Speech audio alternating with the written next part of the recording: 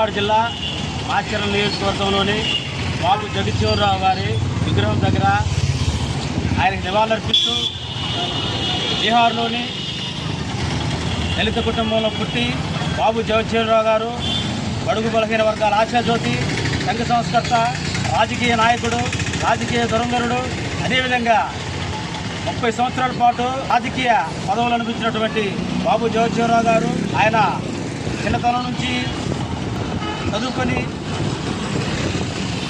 సమాజంలో ఒక వ్యక్తి సమాజం జీవించాలంటే విద్య ద్వారానే సమాజంలో ఉన్నతమైన విలువలు వస్తాయని చెప్పేసి చదువుకొని ఆయన ఎన్నో యూనివర్సిటీల్లో చదివి తర్వాత 20 నెలలకు కూడా సభలో అడుగు పెట్టడం జరిగింది. అదేవిధంగా కేంద్ర మంత్రి పదవులు, అదే రక్షణ శాఖ మంత్రి, ఆహార మంత్రి, అదేవిధంగా ఎన్నో చేసి ఆ పదవులకి వెళ్ళి తెచ్చి బాబు జగజ్జీవనరావు గారు.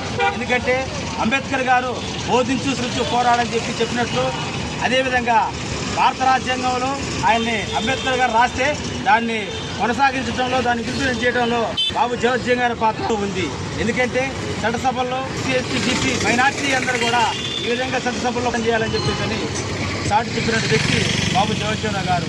మాజీ ఉప ప్రధానిగా ఆయన ఈ దేశానికి సేవలు అందించడం ఎంతో గర్వకారణం. ఆయన్ని స్ఫూర్తిగా తీసుకొని నేటి యువత చదువుకొని విద్య ద్వారానే ముందుకెళ్లాలని చెప్పేసి కోరుకుంటూ జోహార్ బాబు జగజ్జీవనరావు, జోహార్ బాబు జగజ్జీవనరావు. కొనసాగిద్దాం బాబు జగజ్జీవనరావు గారి సేవలను కొనసాగిద్దాం.